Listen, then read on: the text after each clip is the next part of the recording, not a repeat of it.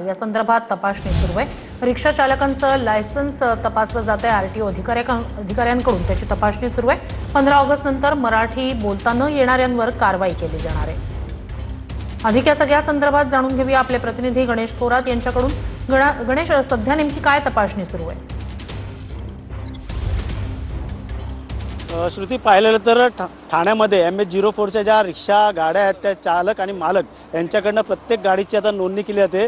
15 August नंतर ज्यांना मराठी बोलता येणार नाही अशांवरती कारवाई करण्याचे आदेश जे ते परिवहन मंत्री प्रताप सरनाईक यांनी दिले आहेत। त्या अगोदर आता आरटीओ अधिकारी प्रत्येक आता रिक्षाची नोंद करत आहे आणि त्यांच्याकडनं त्यांचं लायसन असेल, परवाना असेल, त्यासोबत त्यांना मराठी येते का नाही आणि मराठी येत नसेल तर तशी नोंद केली जाते। त्यांचा मोबाईल नंबर देखील घेतला जातात। प्रत्येक ठिकाणी पॉईंटवरती आता आरटीओकडनं ह्या मोहीम राबवली जात आहे। आत्तापासूनच ते आता कामाला लागलेले आहेत आणि या संदर्भातल्या माहिती त्यांच्याकडनं घेतली जाते। प्रत्येक रिक्षा चालक असेल, मालक असेल, त्यांच्याकडनं प्रत्येक गाडीची नोंद केली जाते आणि MH04च्या ज्या गाड्या आहेत ठाण्यातल्या त्या रिक्षांची आता नोंद केली जाते आणि त्यांचे नंबर घेतले जातात। ज्यांना मराठी येणार नाही त्यांच्यावरती देखील येणाऱ्या काळात आता 15 ऑगस्ट नंतर आता मोठी कारवाई केली जाणार आहे। मात्र त्या अगोदरच आता नक्कीच याबाबत अपडेट्स घेत राहूच। तूर्तास धन्यवाद।